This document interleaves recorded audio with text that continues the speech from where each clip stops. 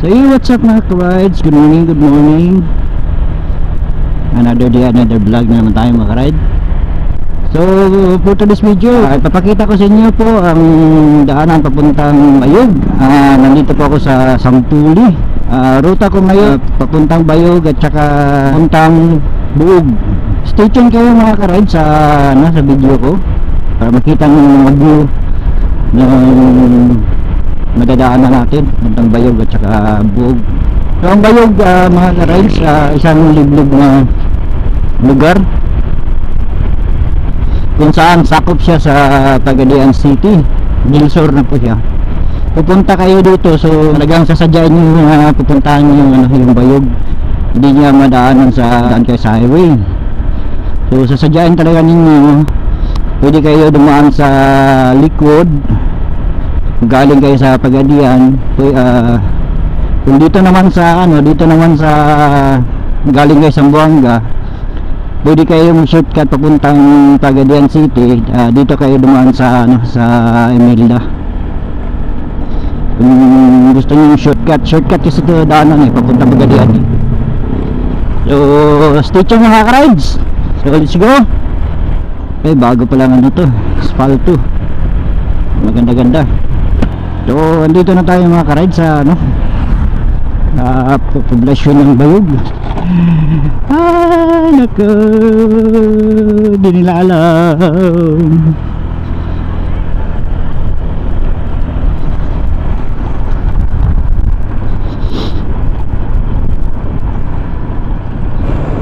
Ganda ng na ito, municipality of Bayog. So andito na pala tayo mga ka-rides sa poblasyon ng Bayog. Yun ito po yung nila, yung City Hall, City Hall, Municipality of Buog, Bayog. Ano pala tawag nito? So puntahan natin yung mga ka-rides, yung dito pala. So puntahan natin yung nila, yung munisipyo. Okay. So ito yung police station nila dito. So napakatahimik na lugar ang Bayog.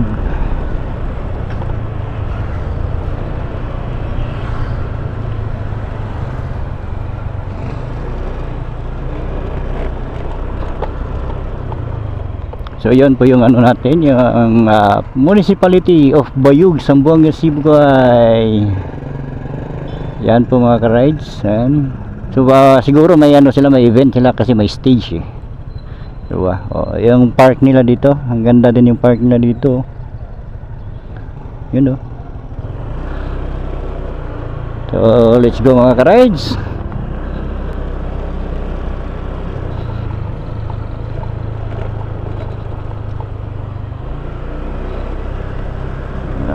Nagano sila sa lamang sa Bayog.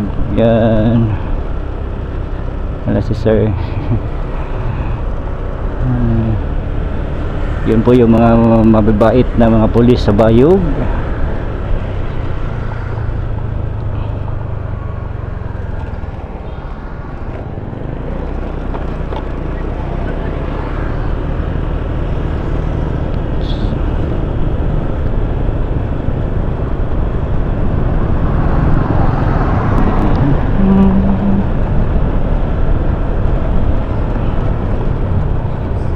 Kung wala tayo mahanap mga ka-rides, so okay na lang yan yung natin, okay lang yan. At least mayroong na challenge natin mga estudyante, diba?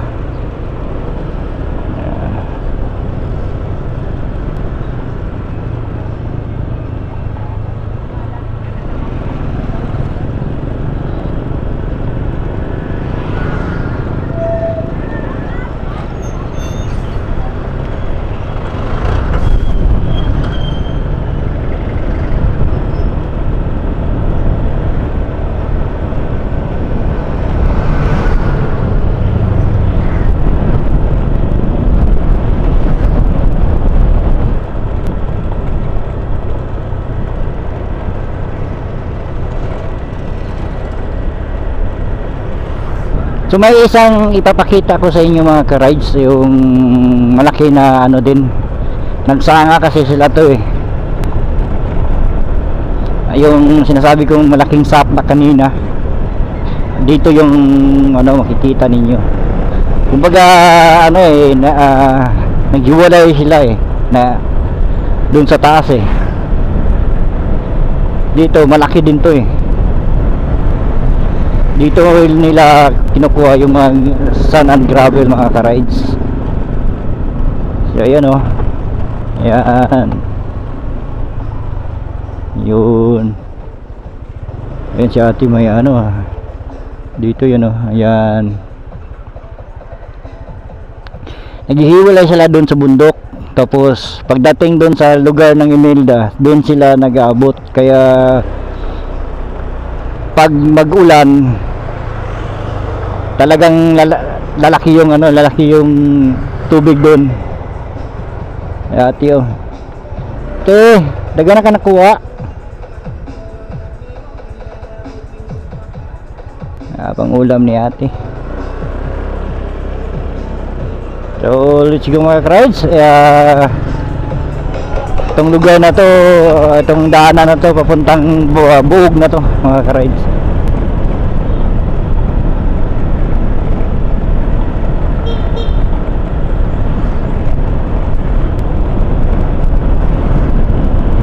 So wala tayong nahanap na mga estudyante or na pagtripan talaga na i-challenge natin. So stay tuned pa rin kayo mga rides kasi dito mga ka-rides may crossing po dito. Kung pa-straight ka papuntang ano na yan, papuntang likod, lalabas kayo sa likod tapos papuntang Pagadian na po yan. So dito yung kanan naman, bandang kanan papuntang buog na po ito. So kung straight kayo dyan Pagadian, ito buog. So dito tayo liliko kasi papunta tayo yung buog, Pagadian naman.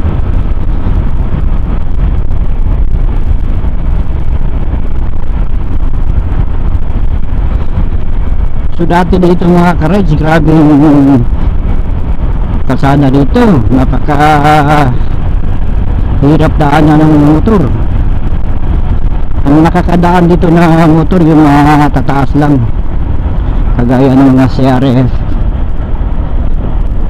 Yan, so yung mga kitang malilit gaya ng motor ko, yung mga mababa hindi makadaan kasi litaw kasi yung mga bato dyan eh, sumasayad dyan sa ilalim.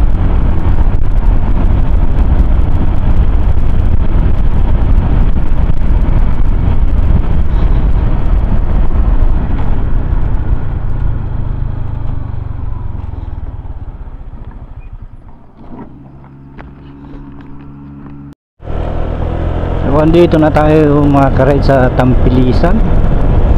Nadaanan na pala natin yung ano, Talangingi. Medyo malapit-lapit na tayo mga rides sa ating destinasyon, Talairan Integrated School. Yung maganda-ganda din ang ano nila dito.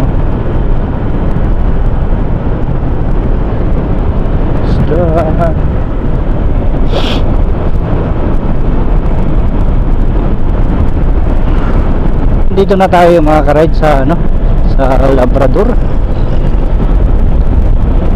Medyo malapit na talaga tayo sa buog.